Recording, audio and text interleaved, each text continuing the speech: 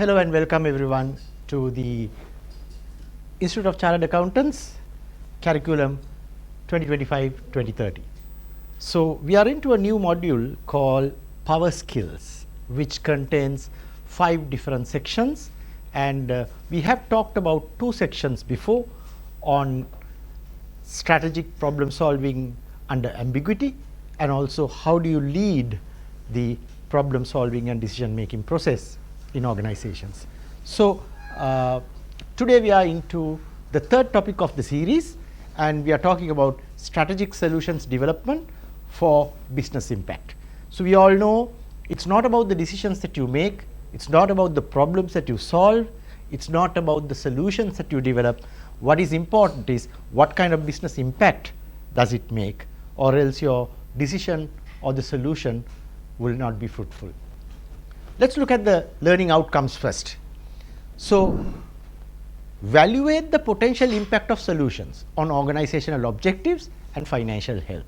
So as I told you earlier, it's not about the decision that you make, it's not about the solution that you derive, it's all about what kind of impact has it made on the organizational objective achievement and also the financial results of the organization. Develop cost benefit analysis to validate solution effectiveness. So how do you kind of do a cost benefit analysis in terms of validating solutions? I know I don't have to talk much about cost benefit analysis to you who are working as finance professionals or who are studying as finance professionals, but we'll just do an outline to recap. Create comprehensive proposals that align with the with and support broader organizational strategy. So these are the topic outline for today, and we are in, as I told you, we are into the third session of the series of programs under Power Skills. Right. So first of all, let's look at objectives versus strategy. So what do you mean by an objective? What do you mean by a strategy? What do you mean by a goal? So if you look at goals in a very broader sense, right, are very broad, and they are not as measurable as objectives. So goal could be to become the number one, to be the market leader, which is a very broader goal. But objectives are more specific in terms of measurable terms. And strategies will answer the question, how do I achieve it? So in other words, objectives are what you want to achieve. So objectives will tell you, answer the question, what, right? So we all know, we have heard this, anybody who has done management studies, we are almost tired of hearing these words, but still it's very important. We talk about SMART objectives, right? Specific, measurable, achievable, and also time bound, right? So basically effective goal setting involves 5 different steps. Now let's look at these steps very clearly. What to be achieved is basically the objective. Now that has to be specific, right? That has to be specific, and it should be measurable, right? It should be relevant, it should be time bound, right? So what will answer the question as to what are the objectives of the organization. Next, how are you going to achieve it, right? So that is strategy development. So strategy would be at different levels, at a policy level, at a intermediate level, which is strategy level, and then at the operational level. So if you look at the management hierarchy, you are talking about top management, who represents the CEO and the board of directors. So they will be essentially looking at conceptual strategies. Am I going to buy over an organization? Am I going to merge with an organization? Do we go for a different business model, right? Very strategic decision. So dialogue to buy over Airtel is a conceptual level, top managerial decision, right? And then comes the strategic level. The strategic level essentially refers to your middle management. So for the very broader goals that the top management have set, The departmental heads, so called the mid-level managers, will set strategic goals or functional goals like marketing goals, HR goals, finance goals, information technology goals, right. So, it is essentially departmental strategies, and then comes the operational level strategies. So, that answers the question, how are we going to achieve it? Now, everything will need to have a time frame. Everything will need to have a time frame. So, basically, usually we have 5 to 10 year long term plans, 3 to 5 year medium term plans, and 1 year tactical plans, right.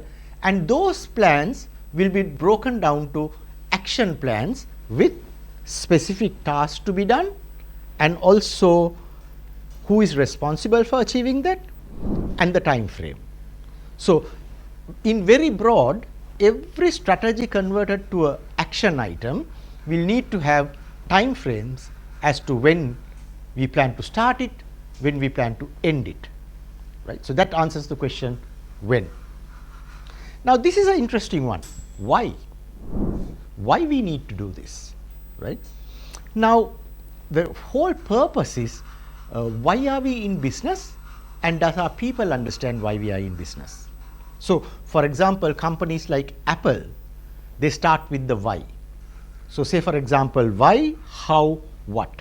Whereas most of the companies talk about what they sell, what they market, what they do, right. We have great design products, they are user friendly, right, they are beautifully designed, right.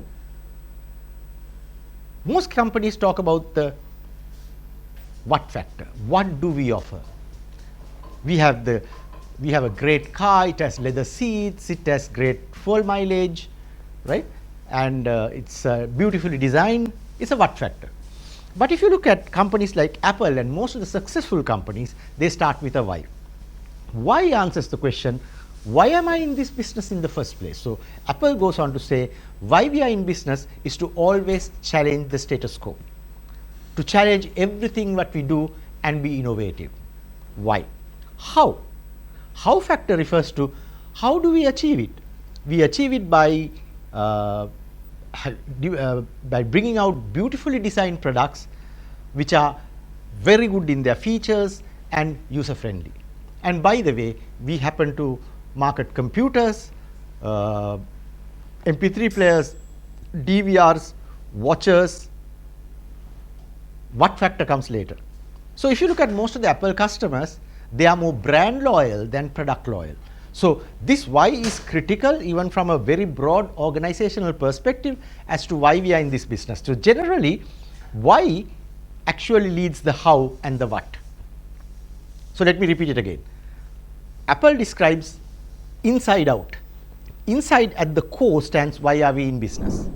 We are in business always to challenge the status quo and develop new and innovative products for our customers. How are we doing it?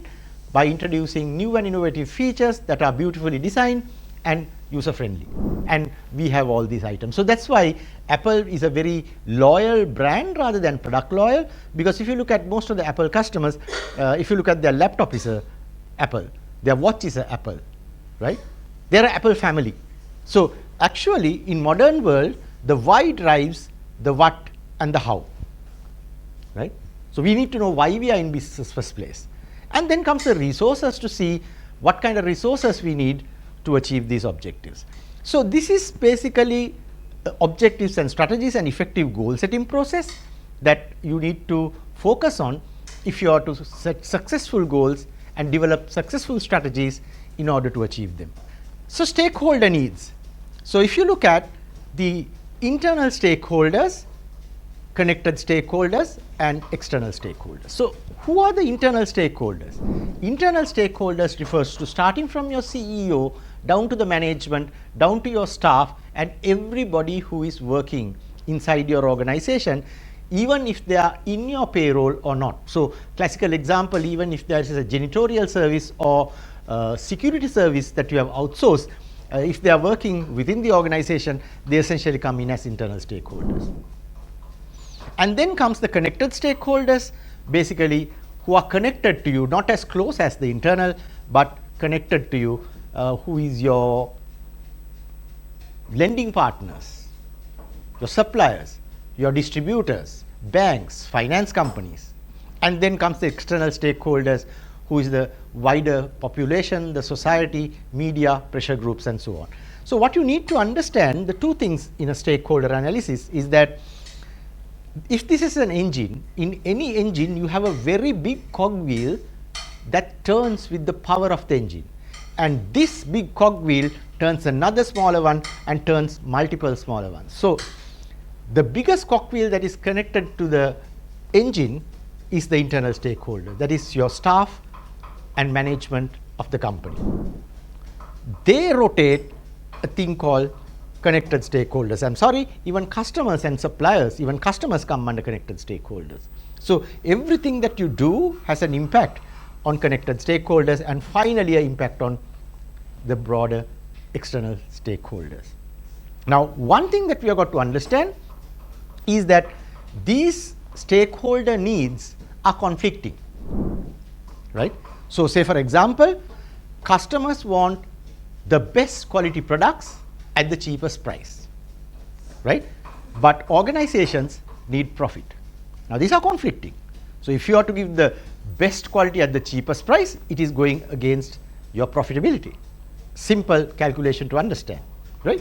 Now connected stakeholders called the customer, they will require, say for example, constant innovation, new product development, right? Now that's a significant cost for the organization in terms of R&D. So you see how the conflicting interests are there within stakeholders. Not only that, you will have conflicts of interest or diverse needs of internal stakeholders. So say for example, the organizations would need profits, but the employees will require higher salaries, better benefits, better career growth. Now even that is a conflicting need. So if an organization is to survive, it's all about how these diverse objectives or needs of these diverse stakeholders are met mutually, so that an organization runs sustainability over difficult times in terms of survival and growth. So let's look at objectives and strategy development in the current business environment. So in one of our previous sessions, we discussed about the challenges of the current business environment. We are talking of an environment which is called the VUCA: volatility, uncertainty, complexity, and ambiguity. Ambiguity is doubt. So we are working in a very volatile, shaky environment, and it is uncertain as to what will happen tomorrow, and it's complex when it comes to making decisions and solving problems, and also we are making decisions and solving problems in a very ambiguous or a doubtful business environment. So let us look at how we do this. In today's dynamic business world, developing objectives and strategies involves setting SMART objectives. We just started that: specific, measurable, achievable, relevant, and time bound, right? So number one is, it should be very specific. Are we very clear about what we want to achieve? Can it be measured, right? Can it be measured? Certain objectives might be little more difficult to measure than others. So for example, profitability, market share, sales growth, revenue growth is more measurable. But in terms of social impact, right, it might be a little difficult to achieve or measure compared to others, and that's a norm. Achievable. So it's very important for us to set achievable goals and relevant goals. Now in this SMART formula, I have specifically bold printed and underlined too. And why is that? Because it is a concern in the new business environment: challenging, volatile, unsure, uncertain, ambiguous business environment. Why? The objectives you set, are they achievable? Are they achievable? Okay. At the time of setting the objectives, they seem achievable. But when you go in your 3-year plan, all of a sudden you might see that it's a tough job to achieve. Okay. Now we know the Ditwa problem that we had, the landslides and the cyclones and the calamity that we had, the disaster that we had, right? Some organizations might have to, I can't be specific about which organization, some organizations will have to look at their revenue budgets, right? Because will the infrastructure support them as they planned before the cyclone and the landslides came in, before the disaster came in. Next one, is it relevant, right? Now these are the two biggest things that are getting challenged in the current business environment.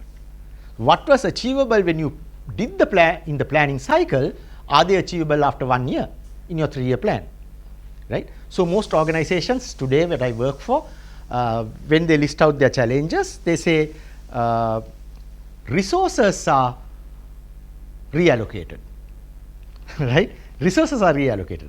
So I asked, what do you mean by resources are reallocated? No, we got an X budget, and halfway through the year or 1 year after the 3-year plan, our budgets have been cut down. Why? Because probably your so-called thought achievable targets are now a challenge. So which means you have got to control your expense budgets, right? So this is a big question mark in the current business environment. Next one is relevant, right? The objectives you set, are they relevant after 1 year? Are they relevant after 2 years, right? In this kind of volatile environment. So that's why I specifically highlighted these two. Others remain almost the same, but these two are factors which are driven extensively by external market conditions, right? You had relevant objectives, but sometimes there may be a question mark with the current business, market shifts, digitalization, and so on and so forth. So goals like growth, customer satisfaction, profit, creating flexible data-driven plans to achieve them is critically important. Look at the points. Customer satisfaction, growth, profit, data-driven decision making is critically important in this type of environments. And also you require continuous analysis of how the markets are shifting, right? How the consumer preferences are shifting, right? How does it impact stakeholders? And what do you need to have? Number one, you need to have agility. You need to have agility. You have to be agile.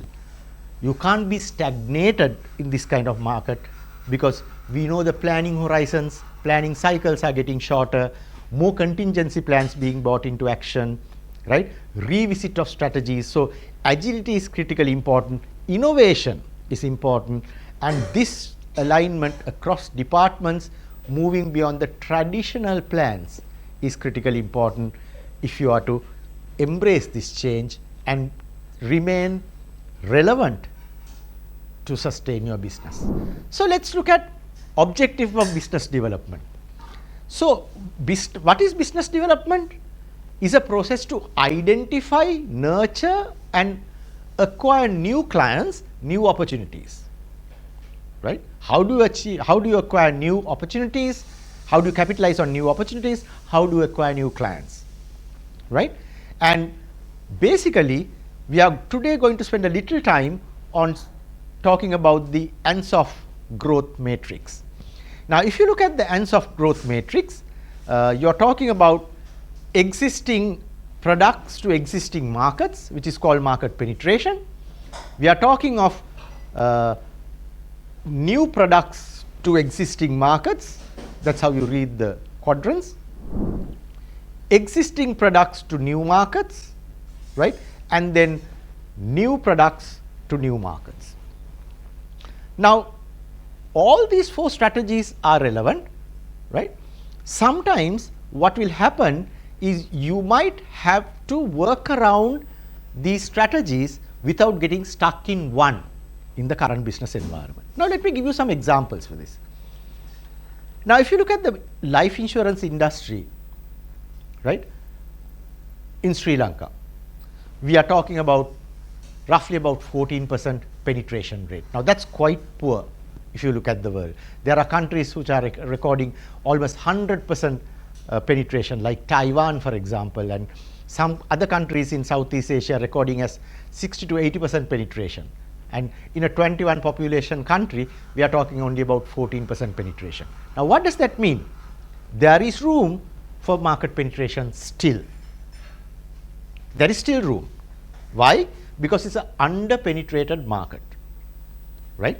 So the question is, how come then the penetration is not increasing, right? Of course, it is because of lower levels of knowledge, people not understanding the need for life insurance, right? And probably the negative perception that they have about life insurance compared to the rest of the world, right? But whatever said and done, there is yet room for market penetration. But we have been talking about this: penetrate the market, penetrate the market, penetrate the market, year over year, and it has not significantly shifted from 12 to 14%. Now, what does that mean? Okay, rather than being stuck on a market penetration strategy, would you have to look at new product development, new products for the same market, right? How do you come up with new plans? Then, are you looking at reaching new markets with your existing products? So you look at affluent market segments who are Sri Lankan citizens who are working abroad, right? So only thing that is required for life insurance to buy in Sri Lanka is you need to be a Sri Lankan citizen. But how many are there outside working? So that might be a new market with your existing products, right? So we'll leave our loan diversification for the moment, but the fact remains that are you going in this business environment where you are forced to grow, right? And difficult to survive, forced to grow. Competition from so many companies and ever increasing.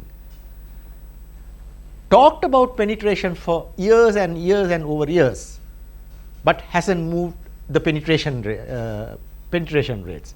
Don't we have to look at new options? Now that's one example. If you look at the telecom industry, now you saw a huge buyover where Dialog bought over Airtel, right? There is no room for market penetration, and there is no room for so many players because the mobile penetration is over 120% today, right? The market is full. Now already you have 2 connections. Are you going to have a situation where they buy 4 or 5 connections? It's not practical, okay? I mean, let's look at the practicality. If you don't have a dual SIM phone, you are talking about investing on another phone, right? So basically the market penetration is not an option for mobile companies. So this is why they are going for new product development. Say for example, they hardly make any money through calls. So they are going for value-added services. How does Mobitel drive train ticket reservations, cinema reservations, right? Various other channeling of doctors and so on. So they are going for new product development, right? So I touched upon market penetration, product development and market development, diversification, right? It's the most riskiest because you're going to a totally unknown new market with a totally new set of products. Now let me give you this example. John Keel's group way back at the inception was only a tea company, right? And there was a ruling by the government to take over or to acquire the entire tea estates into the government. And that's where John Keels realized that putting all your eggs in one basket is not a sustainable business model, right? And they decide to diverse into various new products, new markets. So classical example is today they are into banking, they are into financial services, they are into logistics, they are into supermarkets, they are into banking, I mean you name it. They are into automobile with BYD, right? You name it, right? They are into real estate, for example. So it's a totally diversified business. Risky, but a strong decision made by the director boards at that time that we are not going to put all our eggs in one basket and do the mistake that we did in the past. So the fact remains that your business development could come in many forms, and you have got to very carefully decide basically how you are going to manage different business development activities. So strategic solution development, what are we talking about? If you are in a business development strategy, what are we talking about? Number one requirement is for you to stay ahead of competition. Okay, so we are moving into strategic solution development. So basically we are talking about business development strategy and how do you develop strategic solutions. So number one is for you to stay ahead of competition, right? Because if you are not ahead of competition, you are talking about basically competing in a very tough market in order to make market share or grow the business. You need to adapt to market changes and you need to be the leader in those changes. If you are a follower, you are just a Me Too brand or a Me Too product. So you need to lead the challenges or lead the adaptation changes to market conditions. Informed decision making is critical.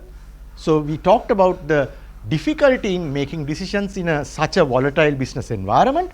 So informed decision making, data driven business decisions, factual decisions, decisions that are impactful is critically important. Stagnation is going to take you nowhere.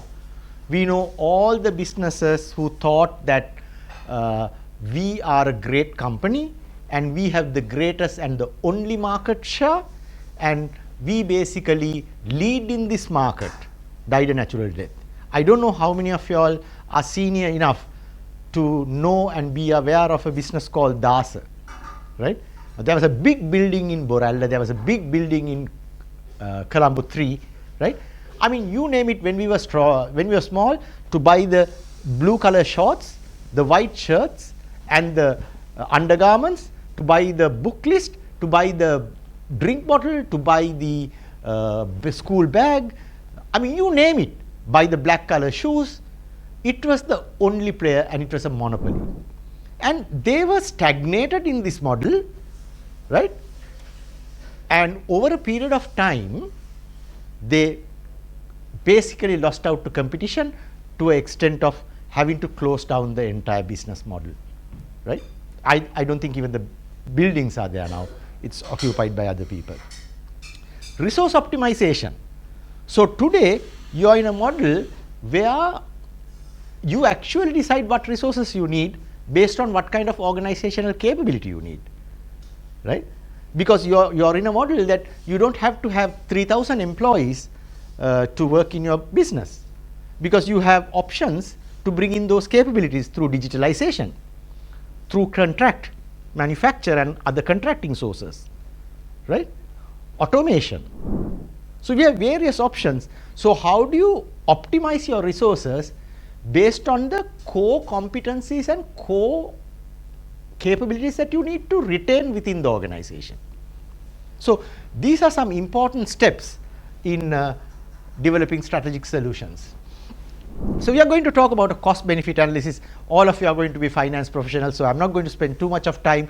It's about what kind of value you are going to get out of your investment in implementing a decision or implementing a solution. So cost benefit ratio equals present value of benefits divided by present value of cost. So benefits divided by cost, and whether it makes sense for you to kind of make that decision or not. So some things are more predictable, so value may be less predictable because it's dependent on external sources, but the cost is more accurately calculated because you know the cost that you're doing. But revenue, you have got to be dependent on outside sources. Right. So let's look at a cost benefit cycle, right? So if you look at a cost benefit cycle, number one is define the framework of analysis. What do you need to analyze? How are you going to analyze? And that will be the framework. That will be the framework. Okay? And then you basically identify and classify costs and benefits. So, what are the benefits going to be out of this decision or solution, and what are the related costs. So, framework comes first, second identifying and classifying costs and benefits, right. Drawing a timeline for expected cost and revenue. So, see, we all know that you won't get your total expected revenue at the inception itself. So, you will see that even if you look at the product life cycle, which I have not included today because it is too much of content. Now, your product life cycle will go like this: introductory phase, growth phase, maturity phase, and decline stage. So, that will be a normal product life cycle, right. But if you look at your expenses, right, your expenses will be higher at the introductory stage, right, because revenue is lower. It's still at the introductory and growth stage. Revenue is slow, people are getting used to your product, but your costs are the highest at the introductory stage. Why? Initial advertising, brand development, consumer awareness, and also giving certain rewards for consumers, like buy one get one free, right, a kind of a push effect, right, for you to push into the trade and also get customers to come and buy. So, tendency is your costs are going to be higher, right. So, what it means is you will have a break even at some time, and then you will come into making profits, and your revenue becomes more than your cost. So, drawing timelines for expected outcomes and revenues are critically important. When will the cost be incurred? When will the revenue start coming? And when will the revenue increasing? Right? That's critically important. Used to see whether it's in line with your plan or not. Monetize cost and benefits. Monitoring is critically important, right? So, to see whether you are with your plan, and discount costs and benefits to same present values.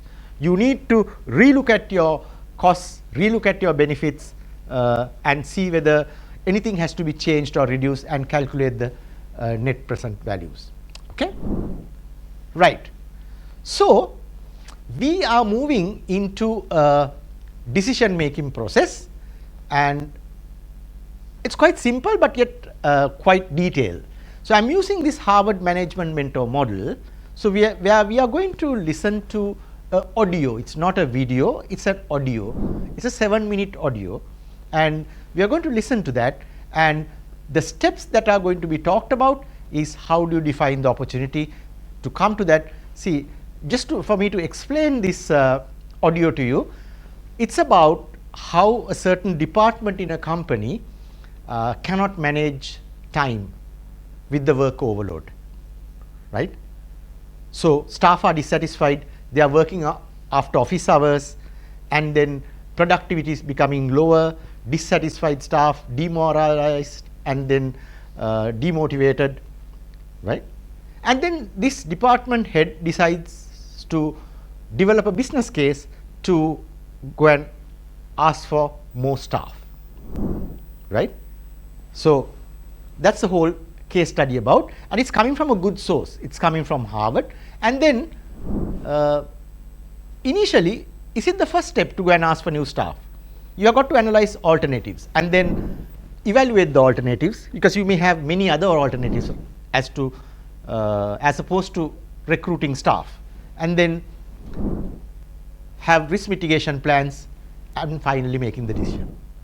So, let us listen to this 7-minute audio, and which will be with you, which you can listen to it over and over and over again, and this is a model that you can use for any proper decision making process. Okay? Let us go into the audio. So, what you went through in the audio is step 1. I am not going to explain it again. Describe the solution and the business situation, right? What is the situation? Understaffed. Start with an opportunity statement. What do you get by solving this problem? And then identify the most relevant business objectives for this case, right? We want to improve staff morale, have better productivity, and so on and so forth, and prioritize them. So, that's a step number 1 which you listen to. Step number 2, identify and analyze alternatives. You have different alternatives which you heard in the audio, and then Sit down and create a list, work with a group. Why do you work with a group? Because you want to have diverse ideas, not just blocked down to one, otherwise you have a tendency to miss out. Take 3-4 ideas, because you can't work with 10-15 ideas, right? You have 3-4 ideas to evaluate and make a decision. Gather information and compare alternatives, and then thoroughly evaluate the selected alternatives. Same steps that you went through in the audio. And then the third step is evaluate risk. Is there any risk in this, and how do you mitigate that risk, right? And then risk mitigation plans we discussed.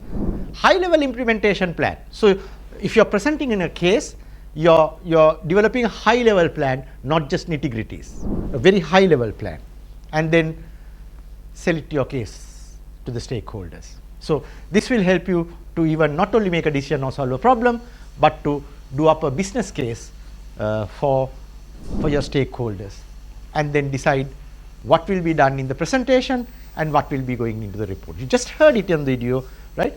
Even if you are doing a report, it's good to do a sales pitch of a presentation. Okay, right. So again, simple steps. It's simplified. Define the decision, list out alternatives, evaluate risk mitigation, make the decision and evaluate. So since we have already heard that on the video and since I have summarized it, I'm not going to go into too much detail, but look at the problem solving process.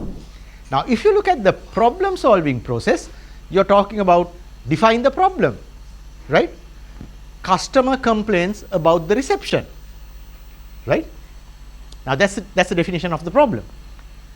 Identify symptoms. What are the symptoms?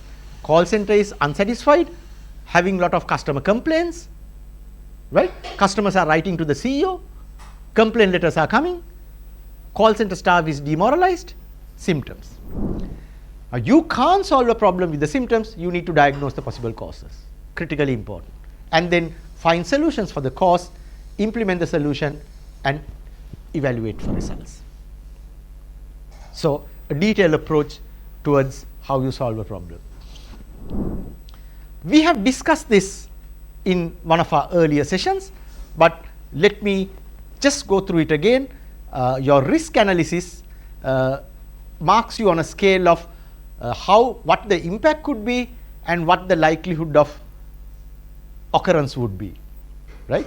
Likely, unlikely, highly unlikely, slightly harmful, harmful, extremely harmful. So I think even in our previous sessions we discussed where do you put tsunami. Obviously tsunami would be here, highly unlikely, but impact is very high. Why do I say highly unlikely? Because the reason is that's the only time that I've seen or heard in all my life, and I think I will not get to hear it again. Okay, we are not in Sumatra, right? So I think if you are in Sumatra, you will probably make it likely, right? But or even Japan or wherever it is, where is higher. But where would you put the Ditwa catastrophe? Unlikely, I would say unlikely, because this is the first time that we are seeing so much of infrastructure and life damages, but the impact is high again. But one might say it's likely because it's a flood with landslides. I mean, okay, if it was Ratnapura, any other high flood areas, I would have said, yeah, it's here, right, or it's here. But since this is the first time that I'm also seeing such a big catastrophe, I would rate it here, but it's all subjective. It's all about getting different views and getting ideas to plot and get the correct view, because otherwise you might be burdened with bias. Right. So managing the X generation and managing the generation gap. So we talked about this before, but I didn't have it in a form of a diagram. X generation is 65 to 80, 81 to 95, and 96 to 2012. Now this is where when we develop alternatives, right, it's very important that you have a broad generation representation in this, because here you're governed with all statistics, all data, and as I told you in one of the previous sessions, X generation people will know 100 ways that this cannot be done, right? Whereas the latter part of Y and the Z generation will argue the fact that why can't we do it this way? Why can't we do it the other way? What if you don't do anything at all? So getting those diverse perspectives are critically important. So just to summarize the whole session, right? What did we talk about? We talk about how do you make impactful decisions.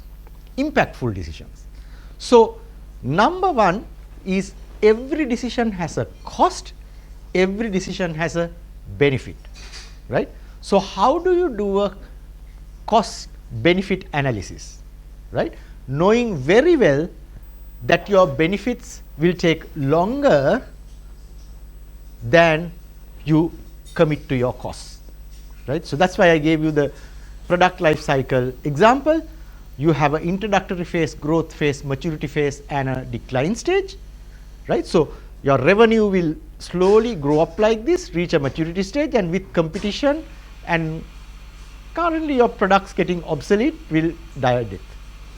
But your expenses will start at a higher point because you're spending a lot on advertising, customer awareness, and so on and so forth. So it's very important to see and predict and forecast when are you trying to reach what benefits at what time and how does your cost work. So then you know what is the time that you will take to hit your break even, and when you start making profits, and when do you keep on making profits and increasing profits and so on, and when does it come down again, so that you can take decisions to relaunch your products and various other decisions of going into different product development or whatever, right? So then we talked about a detailed decision making process, and we looked at the Harvard audio. It's a Harvard prescribed model of the most important thing is don't ignore alternatives. For every decision there are alternatives. So that's why I started with the simple most example. For you to go to Kataragama, there are many ways. If you don't have your eyes and ears open, you only think of entering from Kottava and coming out of Mattala. But there are various other options. So you might have to evaluate those options and then also look at risks. So say for example, you might take a decision to go on the Udavalava cut to have a difference and for you to have different experience and some kind of difference.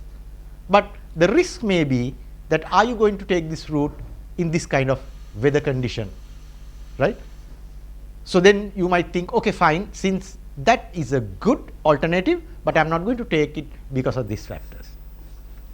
Then we went into problem solving, and problem solving we talked about how you go through a step-by-step approach. The most important thing that we should not miss is the diagnosis. Never solve a problem with the symptoms, right? And then we talked, the Harvard Business Review audio talks about how to develop a business case, right? So you have the audio with you, right? You will see how best you can develop a business case. So if your business case is a big one, if the solution to a problem is a big one, you might have to do a more detailed analysis. But if it's a more smaller one, you can spend less time and do it more quicker, right? But the process remains the same. So we have 2 other sessions to come on innovation and creativity and sustainable solutions development. So until we meet you next time, all the best and good luck. And thank you from me.